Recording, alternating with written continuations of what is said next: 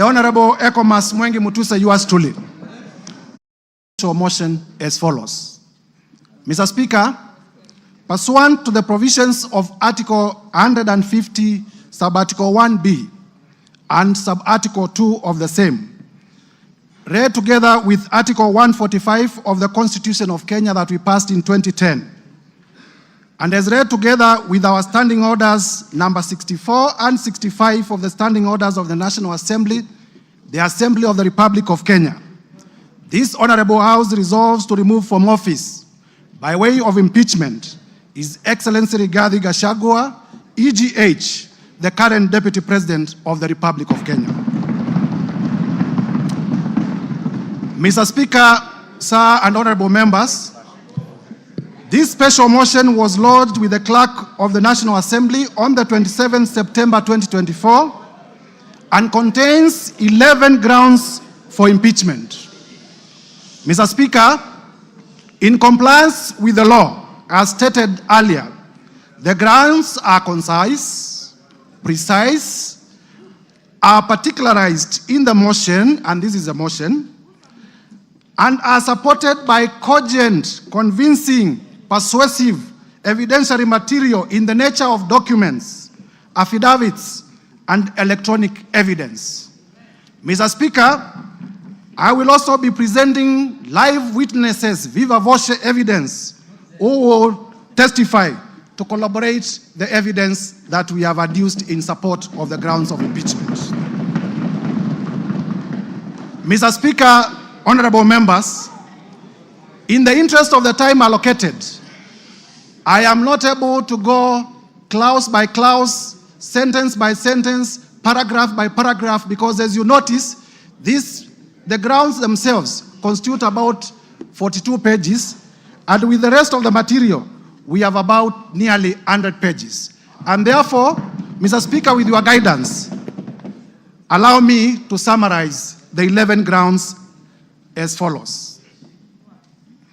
Generally, Mr. Speaker, as members will realize, the particulars of these grounds are that His Excellency Rigathi Gachagua has engaged himself in acts of omission and commission that constitute offenses under our Constitution, offenses under international law, and offenses under our own statutes. On ground one, Mr. Speaker, we will be demonstrating before this House that His Excellency Rigathi Gachagua has grossly violated Articles 10(2)(1)(a), 10(2)(b) and (c), Articles 27(4), Article 73(1)(a) and 2(b), Article 75(1)(c), and Article 129, Sub-Article 2 of the Constitution of Kenya, as well as Articles 147(1), as read with Article 131(2)(c) and (d) of the Constitution of Kenya. And when the time comes, Mr. Speaker, I will be laying detail, article by article, to show the violations. On ground number 2, Mr. Speaker and honorable members, at the opportune time, I will demonstrate to Kenyans that His Excellency Rigathi Gachagua has violated Article 147(1) of the Constitution and Article 152(1) of the Constitution of Kenya, the most progressive constitution in Africa. Mr. Speaker, on ground 3, I will be demonstrating before this House to Kenyans and to the international community that His Excellency Rigathi Gachagua has violated Article 6(2) of the Constitution, Article 10(2)(a) of the Constitution, Article 174 of the Constitution, Article 186(1) of the Constitution, Article 189(1) of the Constitution, as well as the 4th schedule of the Constitution of Kenya. Mr. Speaker, this is the Constitution of the Republic of Kenya. It is not a mere document. It speaks to the soul of this nation. Under ground 4, Mr. Speaker, I will demonstrate that His Excellency Rigathi Gachagua has violated Article 161 of the Constitution of Kenya. I will further demonstrate under ground 5 that His Excellency Rigathi Gachagua the Deputy President, the current Deputy President of the Republic of Kenya, has grossly violated Article 3(1) as read together with Article 148(5)(a) of the Constitution.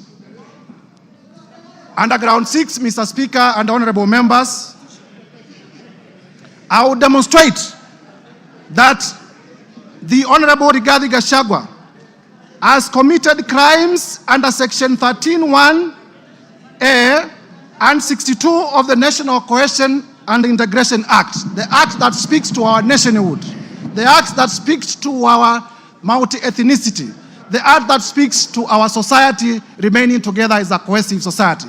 And I will demonstrate with videos, I will demonstrate with affidavits, I will demonstrate with documents that the man holding the office of the Deputy President has violated the same law that he swore to protect in his own oath of office. Under ground 7, Mr. Speaker, I will demonstrate before this House that His Excellency Rigathi Gachagua has committed crimes under Sections 45(1), Section 46, Section 47(a)(3), Section 48(1) of the Anti-Corruption and Economic Crimes Act. Anti-Corruption, Mr. Speaker, honorable members, Anti-Corruption and Economic Crimes Act, by using his office to unjustly enrich himself, by using his office to acquire within 2 months properties well beyond 5.2 billion. And Mr. Speaker, I will demonstrate before this House that during the presidential debate, if I may be listened to, Mr. Speaker, that during the presidential debate, His Excellency Rigathi Gachagua did declare that he was worth 800 million. We are aware that he's paid slightly over 1 billion, meaning that for the last 2 years, the much he could have accumulated justly is about 24 million. But I will demonstrate before Kenyans that he has properties to himself, the ones that I was able to get in my time of research, worth 5.2 billion Kenya shillings. This is what we call unexplained assets, and we must slay the dragon of corruption from the highest office. Mr. Speaker, under the same ground, I will also be demonstrating, this is ground number 7, that His Excellency Rigathi Gachagua has violated Sections 2, 3, 4, and 7 of the Proceeds of Crime and Money Laundering Act. Mr. Speaker, you are aware that the Proceeds of Crime and Money Laundering Act is one of those laws pursuant to Section 2 of the Constitution of Kenya that we domesticated because of our international obligations about money laundering. And therefore, by proving the same, I will also be demonstrating before Kenyans that His Excellency Rigathi Gachagua has committed international crimes. Under ground 8, Mr. Speaker, I will demonstrate that the Deputy President of the Republic of Kenya has committed crimes under Section 132 of the Penal Code and Section 29 of the Leadership and Integrity Act. And honorable members will realize that the Leadership and Integrity Act is the law that was enacted by this Parliament, none other than this Parliament, to give effect to Chapter 6 on leadership and integrity of the Constitution. Under ground 9, I will be able to show, and Mr. Speaker, when we get to this ground, the ground of gross misconduct, I will be able to speak to the House in a very clear manner as to what constitutes gross misconduct as interpreted by our own courts. And I will be able to show that the person of the Deputy President is a bully. The person of the Deputy President has been threatening public officials. The person of the Deputy President has carried himself in a manner that brings disrespect to the office that he holds, and therefore has grossly misconducted himself.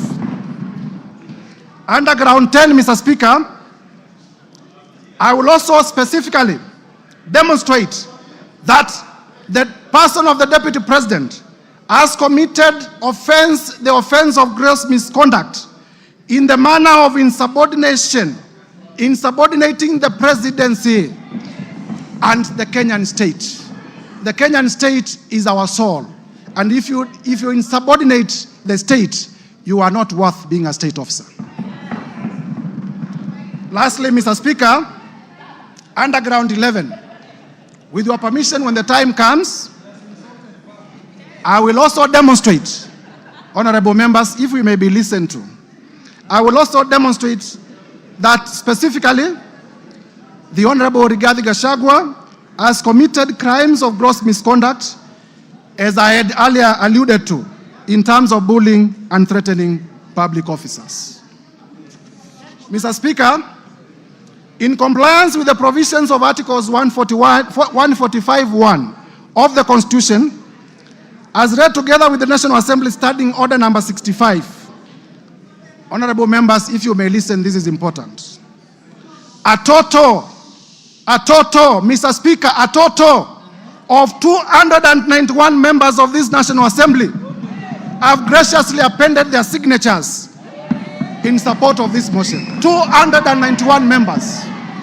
Mr. Speaker, it will be remembered, Mr. Speaker, it will be remembered that at this stage of moving the motion, the requirement of the law is that the motion should be supported by 1/3, translating to about 117 members. However, Mr. Speaker, we have 291.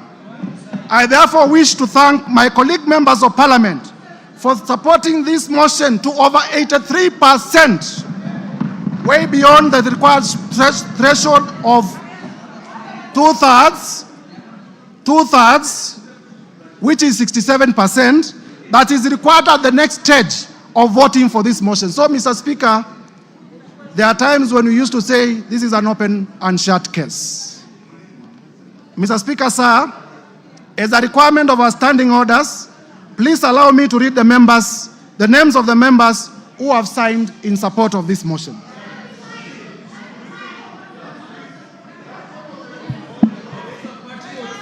Order. Mr. Speaker, go ahead. Mr. Speaker, for purposes of completeness of the record, the standing orders require that the mover of the motion does read all the names of the members who are in support of the motion for openness. And I therefore read the name of the patriots, borrowing from Senior Peter Kaluma. Mr. Speaker, I began with myself. The Honorable Ekomas Mwengi Mutuse, yours truly. The Honorable Owen Baya. The Honorable Japheth Nyakundi. Matthias Robi. Kimani Ishungwa. Member for Kikuyu and Majority Leader. Abdul Rahim Daud. Patrick Munene Ndwiga. Eric Wamombi, the member for Madera. George Kariuki. Kili Daniel